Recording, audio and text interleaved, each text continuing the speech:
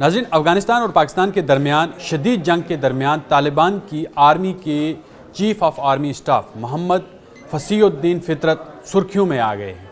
पाकिस्तान को घुटने टेकने की हिकमत अमली का मास्टरमाइंड वही थे। वो सिर्फ अपनी कुर्सी पर बैठकर हिकमत अमली नहीं बना रहे हैं, बल्कि मैदान जंग में अफ़गान फ़ौज के साथ खड़े होकर उनका हौसला बढ़ा रहे हैं। मैं हूँ इरफान रैना और आप देख रहे हैं न्यूज़ 18 का डिजिटल प्लेटफॉर्म। नाज़रीन, गुज़श्ता चंद दिनों में ड्यूरन लाइन के मुख्तलिफ सेक्टर्स पर फायरिंग, गोलाबारी और फ़िज़ाई कार्रवाइयों के दावे सामने आए।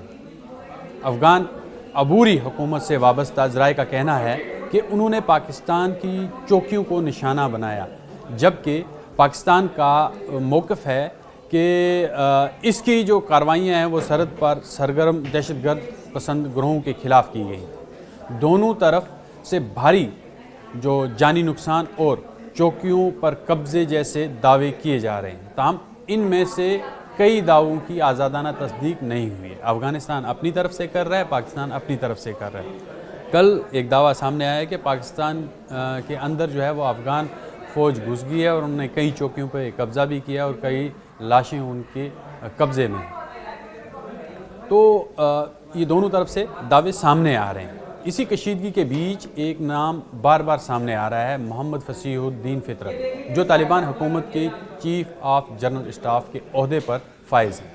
वो माजी में शुमाली अफ़गानिस्तान में तालिबान के फ़ौजी कार्रवाइयों से जुड़े रहे हैं और पंजशीर में ऑपरेशन के बाद उनका नाम नुमायाँ हुआ था। अफ़गान ज़राए के मुताबिक हालिया सरहदी हिकमत अमली में भी उनका जो एक अहम किरदार रहा है और वो महाज के करीब जाकर फ़ौजी एहलकारों का हौसला बढ़ाते नज़र भी आए।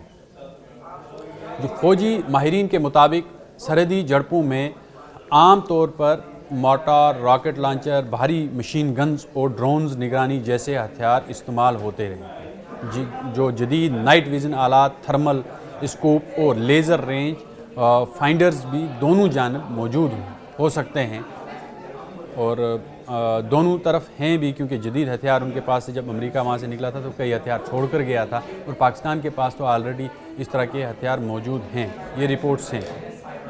तो ये दोनों जब मौजूद हो सकते हैं जो रात के वक्त कार्रवाई को मुमकिन बनाते हैं। ताहम जदीद लेज़र सिस्टम्स या जो गैर मामूली हथियारों के इस्तेमाल से मुतालिक दावों की कोई बाज़ाब्ता तस्दीक तो नहीं हुई है। हकीकत अब ये है कि पाकिस्तान और अफ़गानिस्तान के ताल्लुकात बरसों से बदएतमादी का शिकार। पाकिस्तान का इल्ज़ाम है कि इसकी सरजमीन पर हमला करने वाले ग्रोह अफ़गान सरजमीन इस्तेमाल करते हैं, जबकि काबुल हुकूमत सरहद पार फ़िज़ाई हमलों को अपनी खुद मुख्तारी की खिलाफ वर्जी करार देती है। यही कशीदगी वक्फे से अस्करी झड़पों की सूरत हाल में सामने आया है, जिसकी वजह से हालात खिते में और ख़राब हो रहे हैं। खिते के तजियाकार खबरदार कर रहे हैं कि अगर बयानात और जवाबी कार्रवाइयों इस रफ्तार से बढ़ती रहीं तो एक महदूद सरहदी तनाज़ा बड़े तसादम में बदल सकता है। दोनों ममालिक माशी और दाखिली चैलेंज से दो चार हैं, इसलिए किसी भी तवील अस्करी महाज आराई के असरात न सिर्फ सरहद बल्कि पूरे खिते पर पड़ सकते हैं। इस वक्त ये सबसे बड़ा सवाल यही है कि क्या ये सिर्फ ताकत का मुजाहरा है या एक तवील कशमकश की शुरुआत। आने वाले दिन तय करेंगे कि बारूद की ये बू सफारतकारी में बदलती है, तब्दील होती है या सरहद मज़ीद गर्म होती है।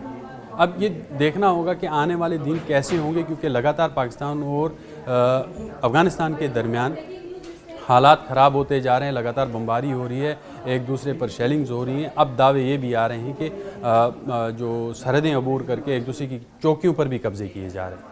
अब ये हालात तय करेंगे आने वाले दिनों में क्या हो।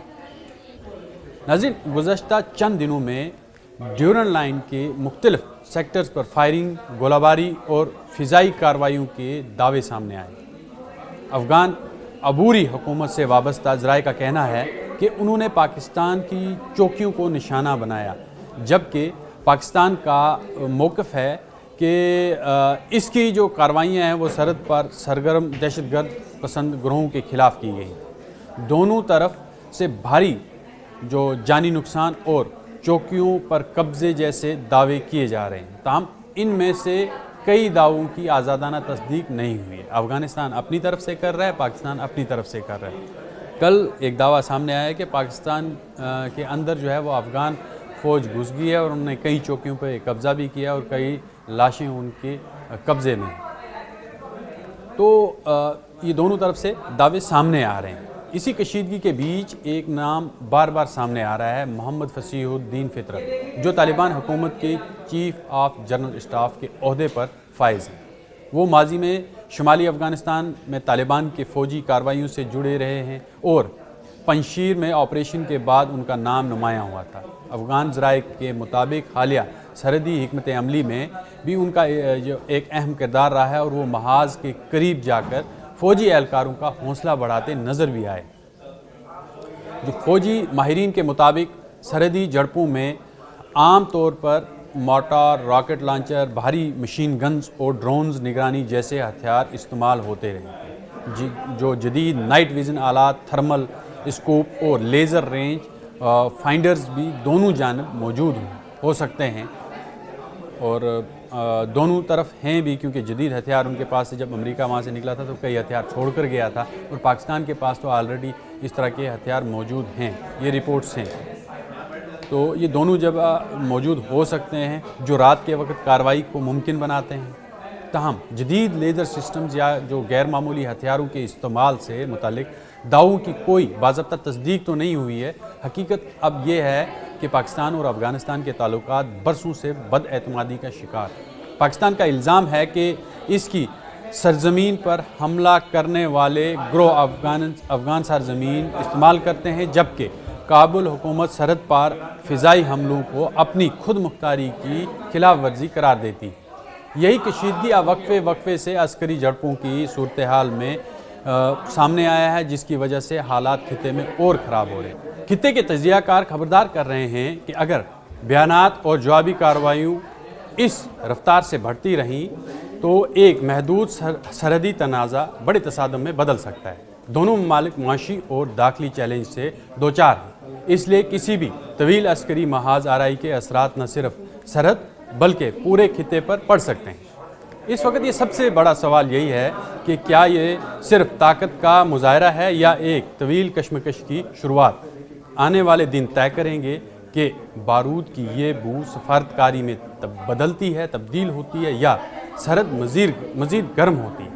اب یہ دیکھنا ہوگا کہ آنے والے دن کیسے ہوں گے، کیونکہ لگاتار پاکستان اور افغانستان کے درمیان حالات خراب ہوتے جا رہے ہیں، لگاتار بمباری ہو رہی ہے، ایک دوسرے پر شیلنگز ہو رہی ہیں۔ اب دعوے یہ بھی آ رہے ہیں کہ جو سرحدیں عبور کر کے ایک دوسرے کی چوکیوں پر بھی قبضے کیے جا رہے ہیں۔